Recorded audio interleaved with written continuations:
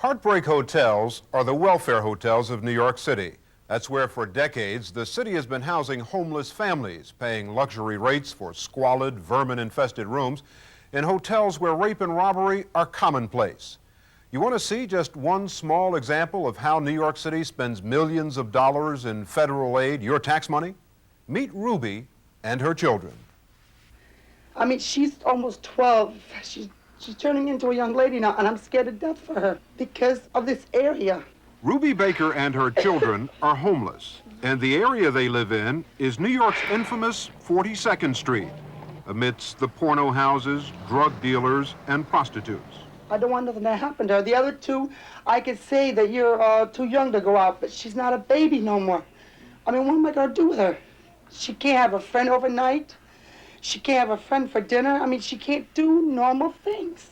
Normal things, like going to school, can be dangerous. Each morning at 7, Ruby has to walk her young daughters through the 42nd Street area in order to get to their school bus. Even that is a risky business. Just leave me alone, okay? Jesus, every morning. So they spend most of their time cooped up in their hotel, the Carter Hotel, on West 43rd Street. This is room 1127 at the Hotel Carter. It's clean and looks as if it's been recently decorated. There's new wallpaper, a painting on the wall over here. The quilts on the bed look new. The maid recently gave us clean sheets. There's a working color television and an air conditioner. There's no problem with the bathroom. The plumbing works and it's clean. The cost for this room, and it's a double, is $46 a night. But if you want to see how the welfare clients live, paid for by the taxpayers, you can take the elevator down to the 5th floor. On the floors where the welfare people live, you enter a different world. Water drips through the ceiling and sheets of wallpaper are falling off the walls. The management didn't know we were in the hotel with our cameras. We had to conceal our equipment in order to photograph the filth. And this is Ruby's room, about 10 feet by 12 feet. The cost, believe it or not, is more than $2,000 a month. And what does she get? Holes in the floor and an air conditioner that's been reduced to scrap. There's a window missing. Ruby's bathroom doubles as the kitchen pantry. That's where the roaches live. The plaster falls from the ceiling, and many nights, according to Ruby, the baby has had to sleep in a snowsuit when there's no heat. And remember, the landlord is getting more than $2,000 a month, almost $70 a night for this room, $34 more a night than we were paying for the clean room upstairs. And why can't that money be used to find her an apartment? Because by law, the federal government will not allow any of that money, which has been set aside for temporary emergency shelter only, the federal government will not allow any of that money to be used toward permanent housing. So for 2 years, Ruby's been stuck here with the city paying a fortune to the Carter Hotel. What's the management like, your landlord? He's been known to curse at you, threaten you to get out. Only thing he smiles at is when you reach across and said, "Here's your checks, Mr. Tron." And that's the only time I've seen him smile at me. But Ruby's not alone. All over the city, people are being stockpiled in overpriced hotels that are not only dirty, but dangerous. And the victims, many times, are children. There are babies 2 years old who have venereal disease of the mouth and of the genitals who are in the Holland Hotel. There are fires in the Prince George. Gretchen Buckenholtz runs the Association to Benefit Children, which has rescued some children from the hotels by helping their families find apartments. Sean was born while his family was in a welfare hotel. Jason spent half his life in them. Jason's older brother is a child who worries all the time, dreams all the time. All of his stories that he writes, pictures that he draws, are about being left in the woods to be eaten by bears. Life is terror. Life is cruel for children. Life is nothing but suffering. It starts when families burned out or evicted from their apartments end up in huge public shelters. Children, babies, can spend weeks waiting in a place like this, sleeping amidst strangers. When a hotel room finally becomes available, this is what they could get for more than $2,000 a month. Little Benny lives here at the Martinique Hotel. I will not allow my children, even in the hall, to play, because I don't trust nobody. And as long as they're here, I know what they're doing. Even though they make a mess, as you see, they have nowhere else to do it at. It's been miserable for them. It's a living nightmare. Mary lives in the Holland Hotel. My children at this point have literally no friends. When they come off the elevator, kicks are rained upon them in the hallways for doing nothing except existing. The owners of these hotels can make lots of money. The Holland Hotel reportedly made between $3 and $4 million in profits last year. And remember, half of the money going towards these places comes from the federal government to be used for temporary shelter only. And to make matters worse, the federal government has gotten out of building permanent apartments for poor people. Ed Koch is the mayor of New York City. Then why doesn't the city do it? Well, okay, we can talk about that.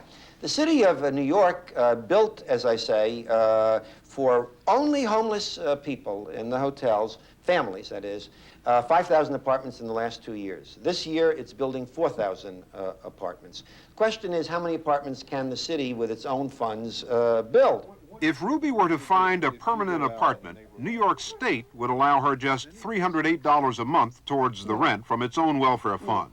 But the problem is, in New York City, $308 for an apartment for a family of 6 means no apartment at all. Yet the city, state, and federal governments will continue to pay more than $2,000 a month to the Carter Hotel. I mean, do you know what I could do for this money? For my kids? $2,000? I could do a lot of things, a lot of good for my family for that. Instead, I give it to this man downstairs who doesn't do anything for us. Nothing. We showed Mayor Koch a picture of what he's getting for Ruby's $2,000 a month room. His response? You have to understand, she is responsible for keeping the place clean. We don't provide maid service. That's number one. The second thing is this. If we had an apartment, we would put her into the apartment. And in fact, over the last 2 years, we took out a family like this, 5,000 such families, and put them into permanent apartments. And as soon as we did that, more families came into the hotels. A hotel called the Brooklyn Arms has supposedly undergone some improvements. But look at the refrigerator in this almost $2,000 a month apartment. George Gross, who heads the Human Resources Administration, which pays the welfare hotels in New York City, met up with us at the Brooklyn Arms. Commissioner, bottom line, yes or no? Are these places worth $2,000 a month?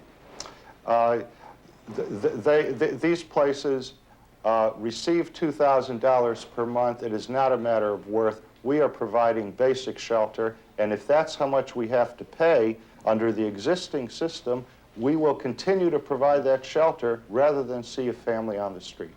I mean, I feel like a tennis ball in a match. I just go back and forth. I just get slapped back and forth. And it's the children. I'm sorry. I've taken this shit for 2 years. They don't even give me enough to feed the kids on. I freeze at night. And you go to the management, he tells you to get out. But he doesn't understand I have no place else to go with these kids. I don't. My daughters go to school, they got walked by the peep shows, they got walked by the pimps, they got walked past the prostitutes. I mean, I can't even let them go out and play. We went downstairs at the Carter to find the owner, Mr. Trong. He wasn't available, so we talked to the manager. Everybody get upstairs. Well, we have rooms here. Oh, you have rooms here. That's nice. Right. All right, no comment. No pictures wait a either. minute. We have rooms here. I have some questions I'd like to ask. What? Can you ask? I can ask you? Okay. For example, the room that we paid for, $46 a day for a double. When someone is here from the city on welfare, why is it that they pay so much more for a much smaller room? There's no comment. No comment. Why is it that in those rooms there are broken windows? No comment on that either. When's the last time you had an exterminator here? He comes in every week. He comes in every week? Does he get every room? You got a lot of roaches in these rooms. Does the exterminator do every room every week? No comment. I've had people tell me that they've never seen an exterminator in their room. All right, call the police. These guys What are about the hole in the against floor? my will. I've got 2 rooms here. Excuse me, Neil. Fine, I've got room 1003. I'm in room 1003. Why should I go outside? I'm a guest at this hotel. Go outside. No, I'm staying in room 1003.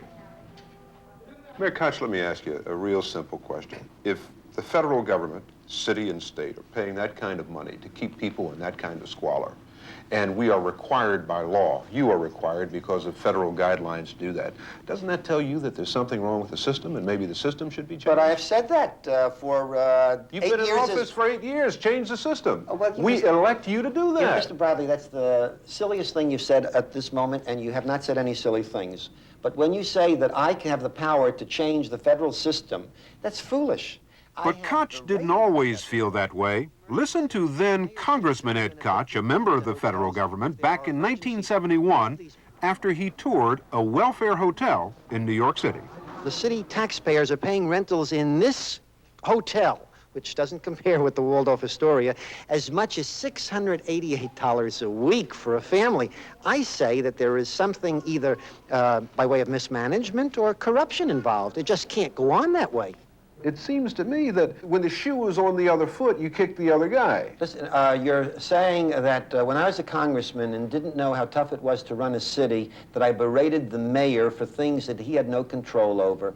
You're absolutely right. And you know, when I became a mayor, I stood up on the steps of City Hall and I said to the members of Congress, I would sentence every one of you to being mayor for at least a year for your sins of which I was a part. New York Senator Daniel Moynihan has been trying to change the law to allow New York to use some of that federal money more effectively. We showed him what we saw at the Carter and asked what it says about the management of the emergency fund. It says they're doing the best they can, and it's awful. I mean, they don't want this. It's just that the system is mad. I don't want to criticize the city that it's doing its best, but how you could ever put a child near 43rd Street, I don't know. No child should be within 20 blocks of that part of the world. And what about the way the Carter treats its welfare clients? That's just outrageous. That guy's making money, and lots of money, and he should keep it in decent condition. The city should kick ass a little. As far as the Hotel Carter goes, the city has tried to jail its owners because of numerous health violations. But a judge only went as far as fining the Carter $10,000. And Mayor Koch is still opposed to a special regulation that would force welfare hotel owners to abide by strict guidelines set down by the city. We believe that if you have a regulation that says that you cannot put people into hotels where hotels have any violations, irrespective of the fact that they are not life-threatening, that you will effectively remove all hotel space from our population needing shelter. But despite what the mayor says, there are those who say there are better ways to house New York City's homeless children. Robert Hayes runs the Coalition for the Homeless. The federal government hardly requires New York City to spend $3,000 for a room in a Holland hotel when they could be putting much less money into some other hotel run by a nonprofit organization, or actually put the money into some kind of community development project that would slowly get this housing up. So your point is that the city could work with an organization like the Red Cross and others? And use the same money that's now being sunk into the cesspools of these hotels. Absolutely. And Hayes pointed out again that in 1971, Congressman Ed Koch was saying the very same thing. And there is no federal regulation which requires that the city do this. This is just maladministration. I've brought it to the attention of the mayor, and I think that just by the newspapers and your program focusing on it, you're going to embarrass the city administration to finally do the right thing and provide decent apartments and not put people in hotels. Today, the city is devoting some of that emergency money to places other than welfare hotels. The Henry Street Settlement, a privately run family center, gets some of that emergency money and provides clean and safe apartments. And there are even a small number of private hotels that are doing the job right.